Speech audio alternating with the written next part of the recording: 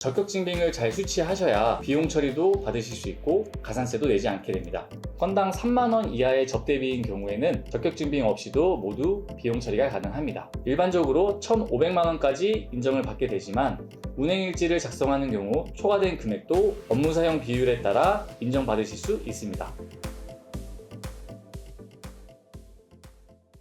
안녕하세요. 밸런스택스 이원석 세무사입니다. 오늘은 5월에 있을 종합소득세 신고를 대비해서 사업소득이 있으신 분들의 경비 처리에 대해서 알아보도록 하겠습니다. 사업소득이 있으신 분들은 5월 31일까지 종합소득세 신고를 하셔야 되는데요. 세금을 적게 내려면 경비를 잘 챙기셔야 합니다. 왜 경비를 잘 챙기셔야 되는지 같이 알아보도록 하겠습니다. 사업소득은 다음과 같이 계산이 됩니다. 총 수익 금액에서 필요경비를 차감해서 계산을 하게 되는데요. 사업소득이 작아야 세금이 적게 나오게 됩니다.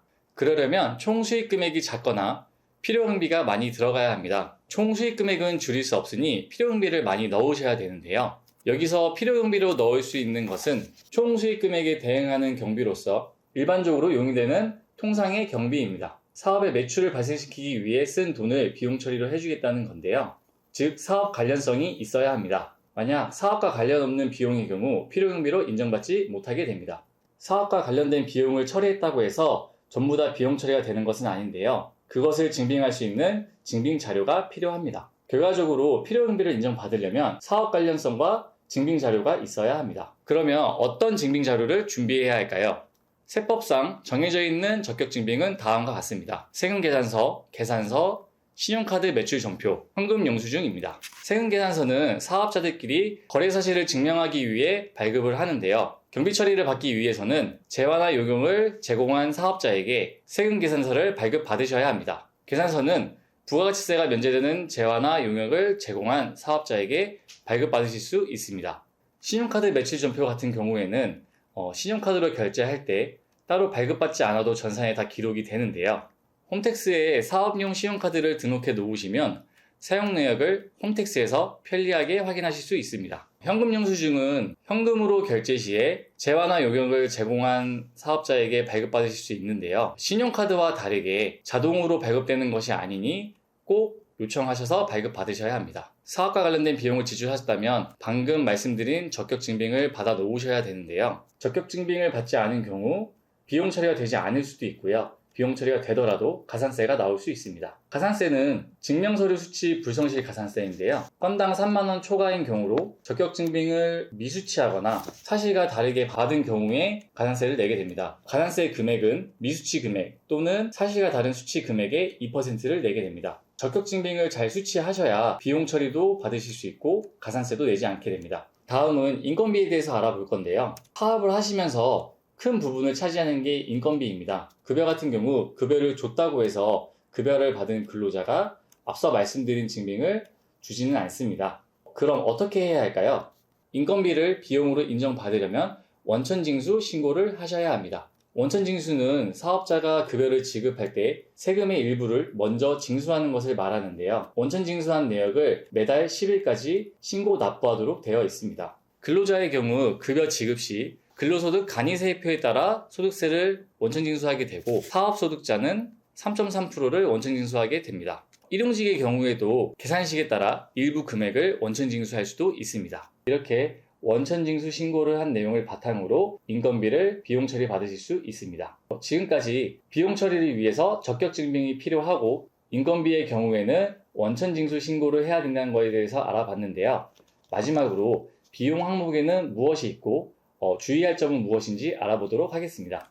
첫 번째는 급여인데요. 급여 같은 경우에는 근로소득, 사업소득, 일용근로소득으로 나눠지고 원천징수를 해야 비용 처리를 받으실 수 있습니다. 개인사업자의 경우 가족 등 특수관계인 분들이 일을 하시는 경우가 많은데요.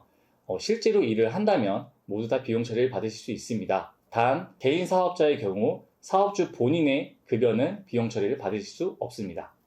두 번째는 복리후생비인데요. 직원이 있는 경우 직원의 식대, 회식비, 경조사비, 그리고 사업주가 부담하는 건강보험료의 경우 모두 다 비용 처리가 가능합니다. 단 사업주의 개인적인 식대 같은 경우에는 비용 처리를 받으실 수 없습니다. 세 번째는 사업주의 건강보험료 및 국민연금 보험료인데요. 건강보험료와 장기요양보험 같은 경우에는 필요경비로 인정받으실 수 있습니다. 다만 국민연금보험료의 경우에는 경비 인정은 되지 않지만 종합소득세 계산 시 연금보험료 공제가 되는 걸 체크하시면 좋을 것 같습니다. 네 번째는 이자 비용인데요. 사업과 관련된 부채에 대한 지급이자는 모두 비용 처리가 가능합니다. 다만 사업주 개인 채무에 대한 이자는 경비 처리가 되지 않고요. 채무 원금에 대한 부분도 비용 처리가 되지 않습니다. 다섯 번째는 접대비인데요. 건당 3만원 이하의 접대비인 경우에는 적격증빙 없이도 모두 비용 처리가 가능합니다. 그러나 건당 3만원 이상 초과되는 금액인 경우에는 적격증빙이 필요한데요. 적격증빙이 없는 경우 초과 부분뿐만 아니라 전액 불인정되니 주의하셔야 합니다.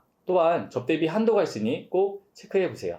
경조사비 경우에는 놓치시는 분들이 많으신데요. 영수증 같은 증빙이 없다 보니 까먹고 반영 안 하시는 분들이 많습니다. 청첩장, 부고장 등을 모아 놓으시면 건당 20만원까지 지급한 금액이 경비 처리되니 잊지 말고 꼭 챙기셔야 합니다. 자, 여섯 번째는 지급 임차료입니다. 사무실 임차료와 기계장치 등 사업용 자산 임차료는 비용 처리가 가능합니다. 다만 사업과 관련 없이 거주하고 있는 집의 임차료는 비용 처리가 되지 않습니다. 일곱 번째는 세금과 공과금인데요. 사업과 관련된 세금과 공과금은 모두 비용 처리가 가능합니다.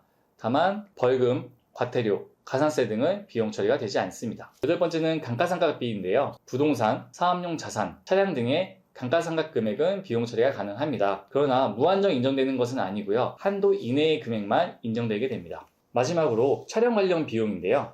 개별소비세 과세 대상 승용차 중에서 업무용 승용 자동차에 해당하게 되면 관련된 비용 중 일정 금액까지만 비용 처리가 가능합니다. 일반적으로 1,500만원까지 인정을 받게 되지만 운행일지를 작성하는 경우 초과된 금액도 업무 사용 비율에 따라 인정받으실 수 있습니다.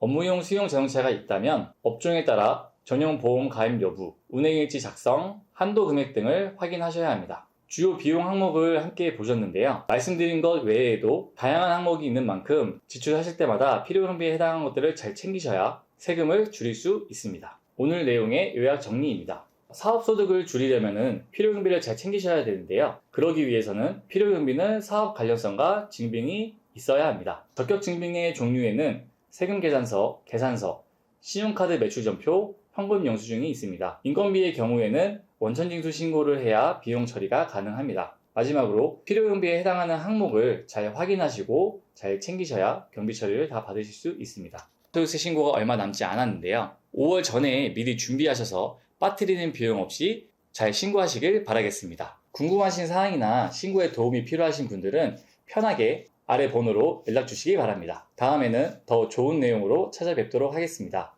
이상으로 밸런스택스 이원석 세무사였습니다. 감사합니다.